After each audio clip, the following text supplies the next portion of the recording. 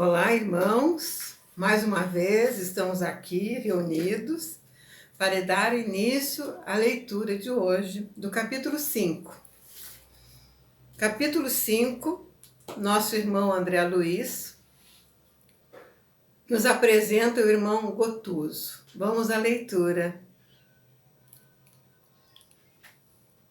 Apresentado ao irmão Gotuso, espontânea satisfação felicitou meu espírito. Imediatamente reconheci que vigorosos laços de simpatia nos arrastavam um para o outro. Nele, as afinidades com o serviço da esfera carnal eram ainda sobremaneiras fortes.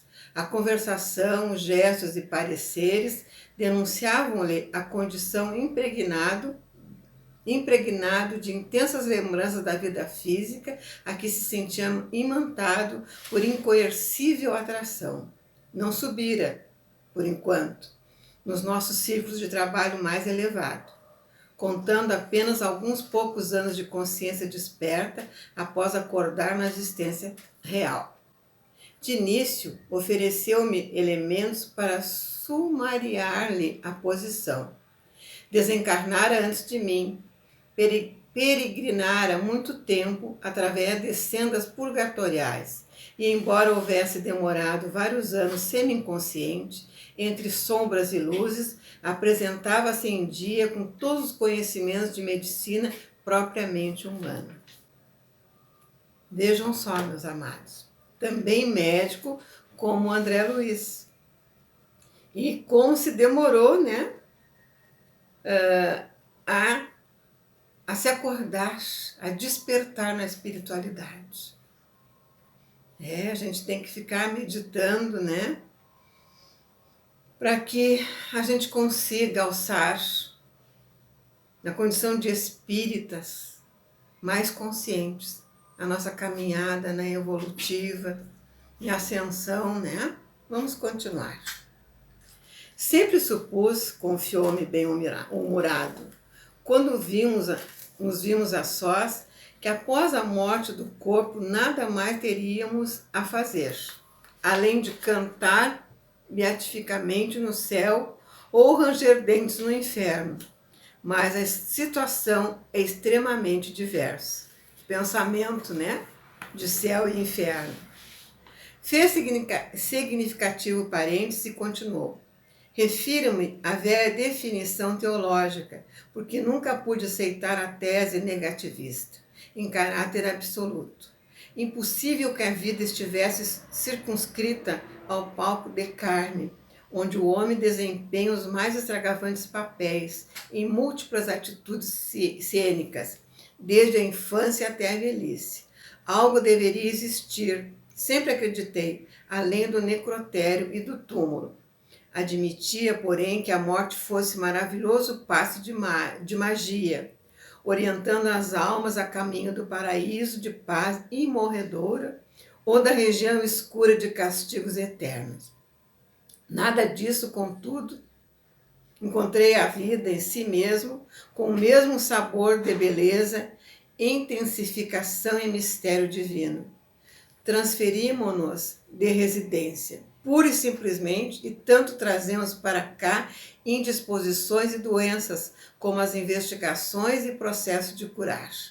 Os enfermos e os médicos são aqui em maior número. O corpo astral é organização viva, tanto viva quanto o aparelho fisiológico em que vivíamos em plano carnal.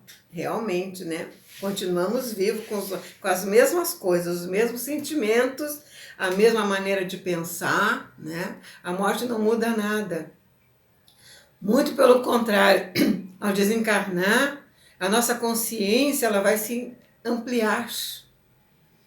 E de repente é aí que vem os remorsos, né? As dificuldades de entendimento e aquilo que a gente pode pensar que perdeu muito tempo, né? Fazendo coisas que não precisavam ser feitas. Mas vamos prosseguir com o diálogo.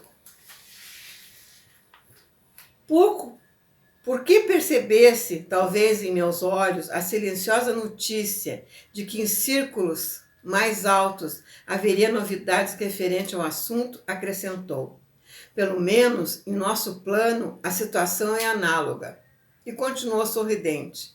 Ensinavam-nos, na crosta planetária, que o homem é simples gênero de ordem dos primatas, com estrutura anatômica dos mamíferos superiores, com postura vertical, dimensões consideráveis de crânio e linguagem articulada. Referiam-se os catedráticos aos homens fósseis e pré-históricos, colando afirmativas dogmáticas da ciência oficial em nossa cabeça, como se dependuraram cartazes no teto dos bondes. Explicávamos a religião, por sua vez, que o ser humano é alma criada por Deus, no instante da concepção materna, e que com a morte regressa ao seio divino para definitivo julgamento em toda a eternidade, na hipótese de que o paciente não ser obrigado a determinadas demoras nas estações desagradáveis dos purgatórios. Essa concepção, né, que graças a Deus a doutrina espírita nos explica, né, que a união da alma com o corpo se faz na concepção, é outro pensamento, né, meus amados?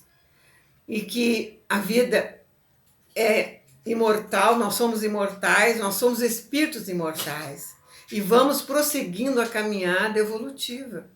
Então a doutrina espírita nos alerta sobre essas hipóteses, né, errôneas que a gente veio, muitos de nós veio trazendo de outras religiões, né? E não deve ser fácil desencarnar com esse pensamento, né? Não deve ser brincadeira. Mas vamos continuar. Imprimiu um novo acento à conversação e considerou, de fato, suponho, devam existir lugares mais deliciosos que o Éden, imaginados pelos sacerdotes humanos. E com meus olhos tenho visto flagelações e sofrimentos que ultrapassam todas as imagens infernais ideadas pelos inquisidores. Entretanto, e é lamentável reconhecê-lo, nem a ciência, nem a religião nos prepararam convenientemente para enfrentar os problemas do homem desencarnado. Mas a doutrina espírita nos prepara. E nos prepara muito bem. Por isso precisamos nos aprofundar no estudo dessa doutrina amada para esclarecermos cada vez mais o nosso espírito. Porque estudar é o que o espírito, né, grava no seu interior, né? Então, é por isso que é tão necessário, né, nós nos aprofundarmos na doutrina espírita. Vamos continuar. Fizera-se entre nós intervalo mais longo. Relanceando o olhar pelo gabinete amplo, reparei o cuidado de Gotuso na zona de sua especialidade. Mapas variados do corpo humano desdobravam-se nas paredes, como se fossem preciosos adornos. Pequenas esculturas de órgãos diversos assomavam aqui e ali. O que mais feria a atenção, porém, era a determinada imagem do sistema nervoso, estruturado em substância delicadíssima e algo luminosa, em posição vertical, com altura aproximada de um homem, na qual se destacavam com extraordinária perfeição o cérebro, o cerebelo, a medula espinhal, os nervos do tronco, o mediano, o radial, o plexo sagrado, o cubital e o grande ciático. Aula maravilhosa essa, né? Vamos prosseguindo. Acariciando elevada a obra-prima, observei. Tem você muita razão, meu caro Gotuso. Se os homens encarnados compreendessem a importância do estudo alusivo ao corpo perispiritual, tá aí, né? Corpo perispiritual, onde é armazenado tudo, de toda a nossa caminhada. É como se nós temos um chip, né? Com tudo gravado, né? Então é bem colocado pelo nosso irmão André, né? Olha só, se os homens encarnados compreendessem a importância do estudo alusivo ao corpo perispiritual. Eu acho que quando nós chegarmos, né, realmente no planeta de regeneração, isso aqui vai ser muito aberto na ciência, né? Que já está sendo encaminhado, né, para essa questão. Sim, confirmou com graça espontânea, atalhando-me as considerações. A ignorância que nos segue até aqui é simplesmente deplorável. A personalidade humana entre as criaturas terrestres é mais desconhecida que o Oceano Pacífico. Eu, por mim, católico militante que fui, sempre aguardei o sossego beátifico depois da morte. É o que trazia, né, o catolicismo, né, a ficar aguardando o juízo final. Vamos lá. Fixou expressão quase cômica e acentuou: vim com todos os sacramentos e passaporte da política religiosa, passado com solenes exéquias. Creio, todavia, que o serviço diplomático da minha igreja não está bem atendido no céu. Não trouxe bastante documentação que me garantisse paz na transferência. Em vão, reclamei direitos que ninguém conhecia e supliquei bênçãos indébitas em fase do desconhecimento aqui predominante a meu respeito. Regressei ao meu velho templo, onde ninguém me identificou. Desesperada, então mergulhei-me por longos anos em dolorosa cegueira espiritual.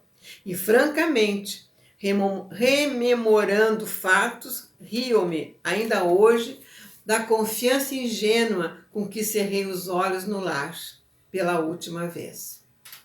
O padre Gustavo prometia-me convivência dos anjos, veja bem, e asseverava-me que eu seria levado em triunfo aos pés do Senhor. E isso apenas porque legara 5 contos de réis à nossa antiga paróquia. Meus familiares acompanhavam em pranto nosso diálogo final. Em minhas palavras, sufocada, comparecia em monossílabos, de longe em longe, na extrema hora do corpo. No entanto, se era quase impossível para mim o comentário inteligente da situação, o pároco falava por nós ambos, explanando a felicidade que me caberia no reino de Deus. Médico de curta jornada, mas de intensa observação. A moléstia não me enganou, mas inexperiente nos assuntos da alma, confundiram-me plenamente as promessas religiosas. Penetrando o portão do sepulcro e não me sentindo na corte dos santos, voltei, copiando perigosas atitudes dos sonâmbulos para interpretar o sacerdote que me encomendara o cadáver às estações celestes. Incompreendido e cego, peregrinei por muito tempo entre a aflição e a demência, nas criações mentais enganadoras que trouxera do mundo físico. Vejam só como a interpretação, né, que as pessoas fazem enganosas de achar que um conhecimento numa área científica pode nos levar a alçar, né, a espiritualidade maior. E a gente sabe que não é um DR no nome que vai fazer isso. O que vai fazer a gente alçar, né, as esferas maiores são os nossos sentimentos. São aquelas coisas que nós fizemos em benefício aos outros, né? Amar o próximo como a si mesmo, ser caridoso, tudo que está inserido, né, no Evangelho de Jesus, com o seu exemplo de amor. Vamos prosseguir.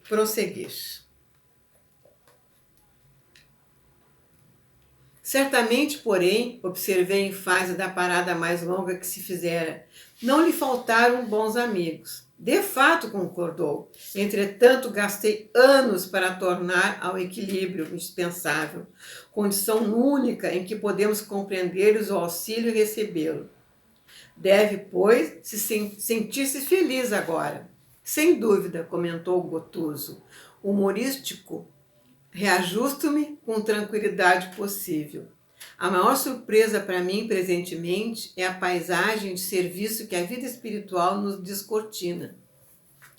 Tenho hoje profundíssima compaixão de todos os homens e mulheres encarnados que desejam insistentemente a morte física e procuram-na através de vários modos, utilizando recursos indiretos e imperceptíveis aos demais, quando lhe faltam disposição para o ato espetacular do suicídio. Aguardam-nos atividades e problemas tão complexos de trabalho que mais venturosa lhe seria a existência totalmente desprovida de encanto, com pesadas disciplinas a lhes inibir as divagações. Recordando a posição laboriosa da dirigente da casa, em virtude das observações ouvidas, considerei: o volume de nossas tarefas assombraria qualquer homem comum, e cumpre-nos reconhecer que a necessidade de sacrifício no serviço dessa instituição é enorme. Ainda agora, espantou-me a cota de deveres atribuídos à diretora. Mas vamos fazer um comentário do parágrafo acima, que ele se refere ao suicídio, né? Todos nós lutamos tanto pela vida, né? E a gente sabe que uma pessoa que se suicida, ela não quer acabar com a vida, ela quer acabar com o problema. Só que ela se engana, né? Então, por isso que nós temos que nos esclarecer muito, muito mesmo, e orar por essas criaturas. Vamos prosseguir aqui. Inegável, anuiu, modificando o tom de voz, a irmã Zenóbia, devotada, orientadora de sublime coração e pulso forte, nos oferece invariavelmente magníficas demonstrações de renúncia. É tão grande é o serviço nesse asilo, consagrado a socorros diversos, que a chefia se reveza em períodos anuais. Neste ano, a administração compete a ela. No vindouro, teremos as diretrizes do irmão Galba. Cada administrador recebe descanso de 1 ano? Indaguei admirado. Sim, aproveitando-se o período de repouso em esferas mais altas, ao contato de experiências e estudos que enriquecem o espírito do missionário e beneficiam as obras gerais da instituição com vistas ao futuro. Estou informado de que Zenóbia e Galba dirigem nesta casa há precisamente 20 anos consecutivos, ora um, ora outro. Administradores diversos, no entanto, têm passado por aqui, demandando outros rumos no plano da elevação. De quando em quando eu volto a visitar-nos, ministrando sagrados incentivos à comunidade de trabalhadores do bem. E você? Interroguei, talvez indiscreto. Onde passa os recreios e entretenimentos? De conformidade com os estatutos que nos regem, possuo também minhas horas de repouso. Todavia, a sua voz tocou-se de velada tristeza. Ainda não posso fruí-las em esfera mais alta. Desfruto-as nos campos da crosta, respirando o ar puro e tonificante dos pomares e jardins silvestres. O oxigênio por lá é mais leve que o absorvido por nós, nesses círculos abafados de transição, onde há que lidar com os resíduos do pensamento humano. As árvores e as águas, as flores e os frutos da natureza terrestre, indenes das emanações empestadas de multidões ignorantes e caprichosas, permanecem repletos de substância divina para quantos de nós que começam a viver efetivamente em espírito. As cidades humanas são imensos e benditos cadinhos de purificação das almas encarnadas, onde se forja o progresso real da humanidade. Mas o campo simples e acolhedor é sempre a estação direta das bênçãos de Deus, garantindo as bases da manutenção coletiva. Não é estranhável, portanto, que aí recolhamos grandes colheitas de energia de paz restauradora. A gente fica imaginando um local desse, né? Um jardim lindo, com flores, com ar mais leve, mais suave, uma brisa, né? O verde mais verde, né? Deve ser muito lindo. Quem consegue, né, já desfrutar como espírito desencarnado um ambiente desse, né? Vamos prosseguir. Conhecia de sobra a propriedade de seus argumentos, rememorando experiências anteriores que me diziam respeito.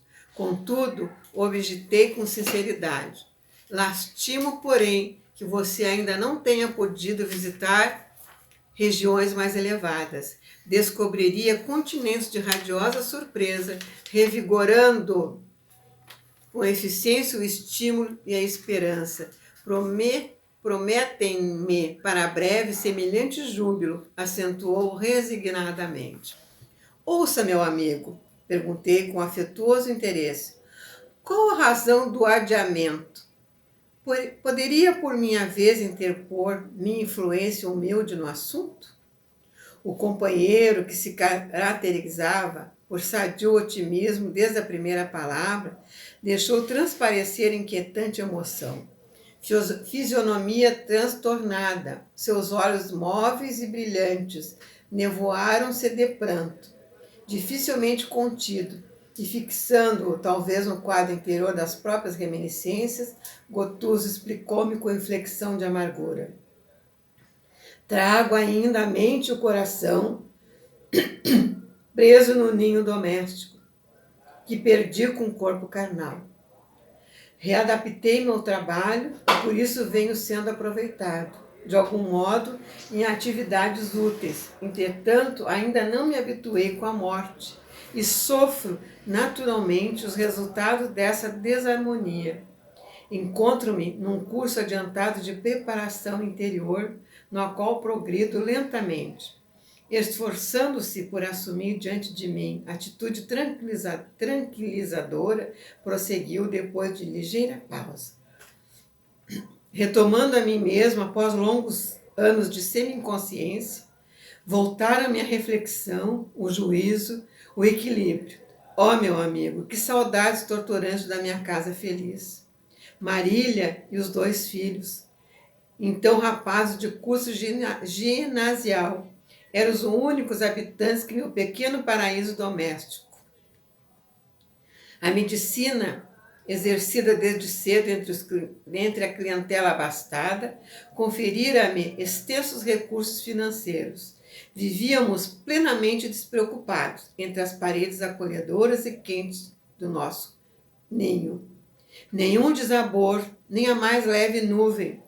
Surgiu-nos a primeira dor com positivação da pneumonia que me separou da esfera física. A primeira nota do sofrimento. Nobilizamos o dinheiro e as relações afetivas inutilmente. Todas as circunstâncias favoráveis de ordem material quebraram-se frágeis perante a morte.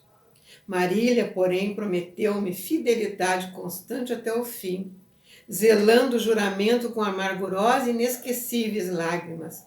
Aproximava-se dos 50 anos, enquanto a querida esposa não ultrapassava os 36.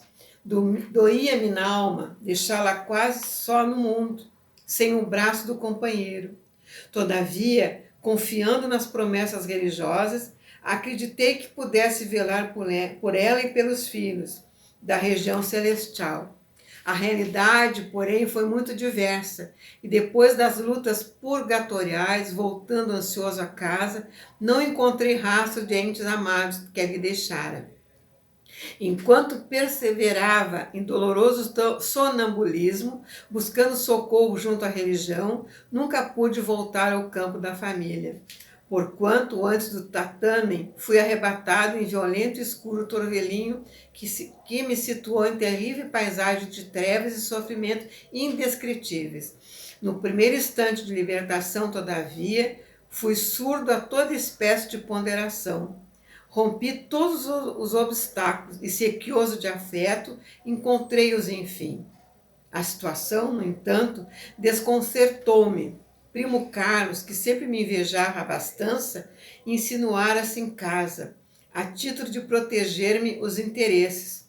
Desposou-me a companheira, perturbou o futuro de meus filhos e dissipou-me os bens, entregando-se em seguida a criminosas aventuras comerciais. Quase voltei ao primitivo estado de desequilíbrio mental, ajuizando os acontecimentos imprevistos. Após prantear a posição dos meus rapazes, convertidos em agenciadores de maus negócios, encontrei Marília, justamente no dia imediato ao nascimento do segundo filhinho do casal. Ajoelhei-me em soluços ao pé do leito, humilde em que repousava, e perguntei-lhe pelo patrimônio da paz que, ao partir, lhe depositava, confiante nas mãos. A infeliz, fundamente desfigurada, não me identificou a presença, nem me ouviu a voz, mas lembrou-se intensamente de mim. Contemplou o pequenino que dormia calmo e caiu em pranto convulsivo, provocando a presença de Carlos, declarando-se angustiada, nervosa. Quando vi chegar o invasor, irascível e detestado, recuei, tomando de infinito horror. Não tive forças. Era isso que me aguardava após tamanha luta?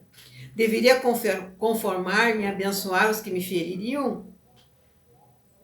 O quadro era excessivamente negro para mim, em prejuízo do meu espírito. Desfrutar uma existência regular, com todos os desejos atendidos. Não me iniciaram no ministério da tolerância, da paciência e da dor. Por esse motivo, meus sofrimentos assumiram assustadoras proporções. Olha só, né? A tolerância, a paciência aumenta, né? A nossa dor, como ele está relatando aqui, né? Que os sofrimentos deles foram assustadoras, foram em assustadoras proporções, devido a isso, né? A falta de tolerância e da paciência.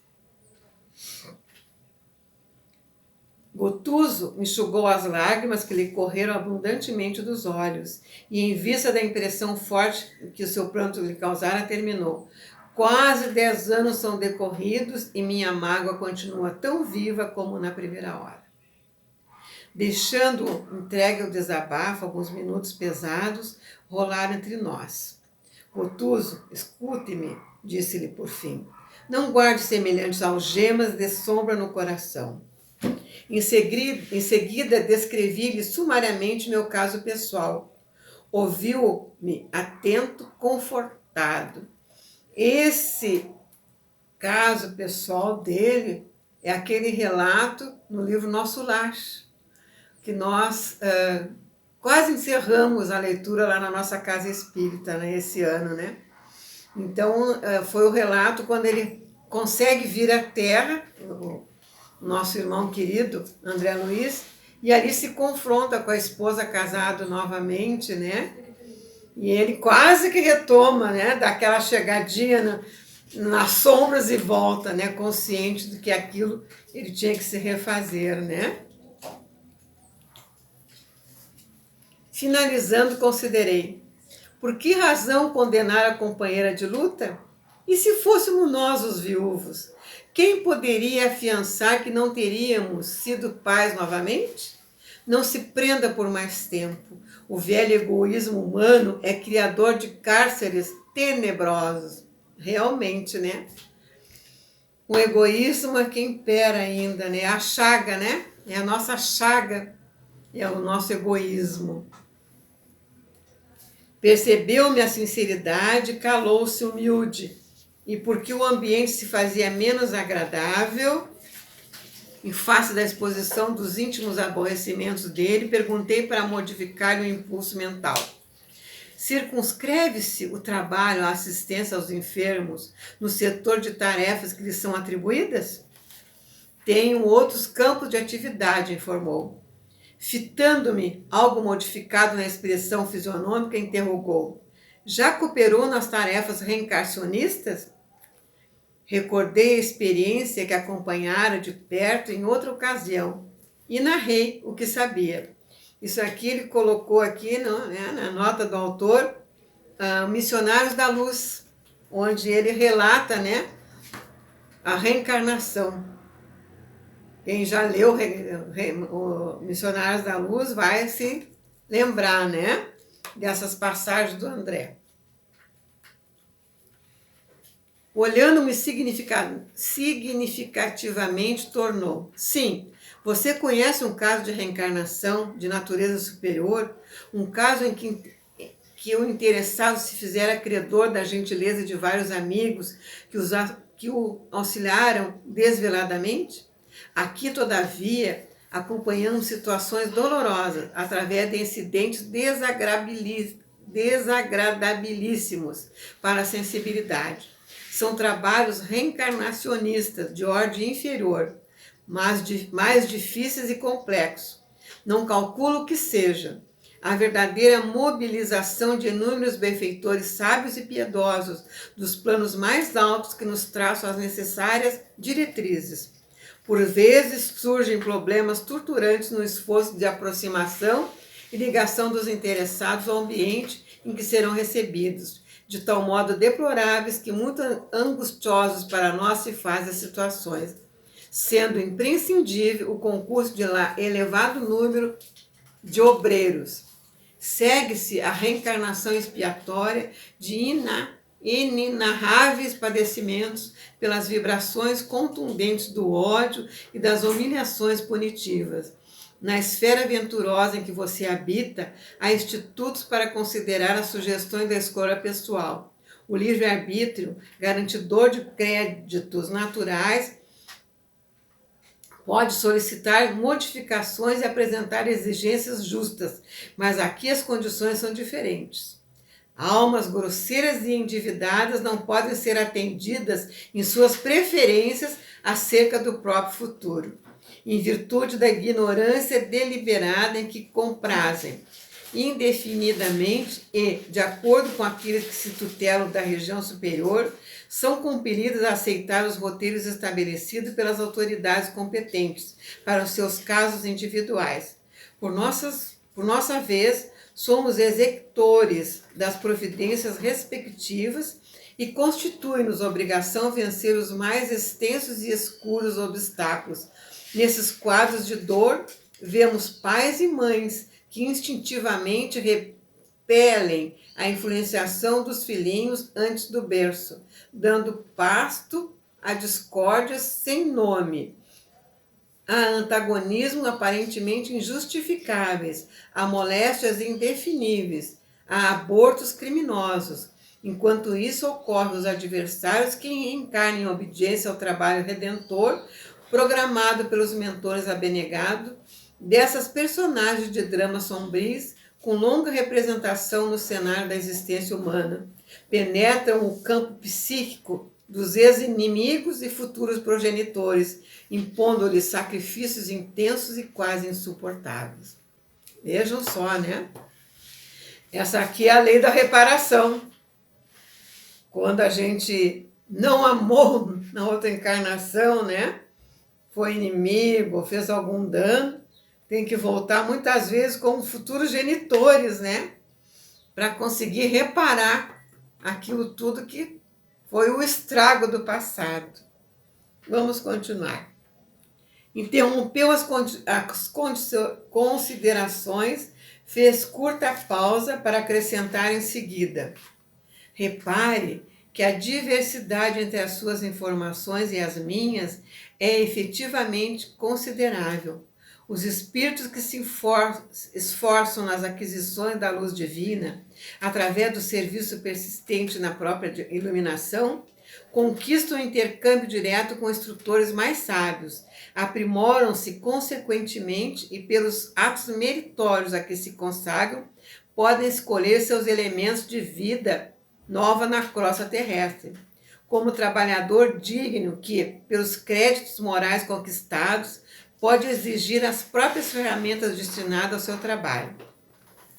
Os servos do ódio e do desequilíbrio, da intemperância e das paixões, contudo, que se preparem para as exigências da vida. Aos primeiros, a reencarnação será bênção e aprendizado feliz. Todavia, aos segundos, constituirá necessária e legítima imposição do destino criado por eles mesmos, com menosprezo a que votaram as dádivas do nosso Pai no espaço e no tempo. Por isso, meus amados, nós temos que agradecer muito a nossa família. A oportunidade que estamos tendo como espíritos reencarnados de reparar, né? E amar essas criaturas que estão nas nossas voltas, que muitas vezes foram inimigos do passado. E que agora, às vezes, é tão difícil a gente ter esse entendimento. Mas nós devemos lembrar, pela lei de causa e efeito, que se faz necessário o amor presente em todos os lares.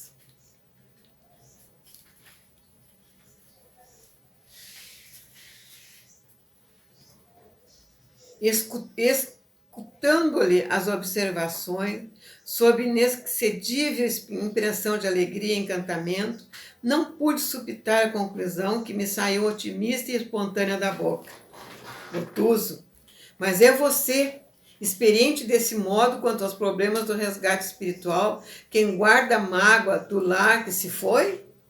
Como pode encarcerar-se no desalento a deter tamanha possibilidade de libertação? O companheiro fixou em mim os olhos inteligentes e lúcidos, como a dizer em silêncio que sabia de tudo isso. Esforçou-se por parecer jovial e respondeu: não se preocupe. Em vista das extremas dificuldades para dominar-me, estudo atualmente a probabilidade de reincorporação no ambiente doméstico, enfrentando a situação difícil com a devida bênção do esquecimento provisório da carne, a fim de reconstruir o amor em bases mais sólidas, junto àqueles que não tenham compreendido tanto quanto deveria.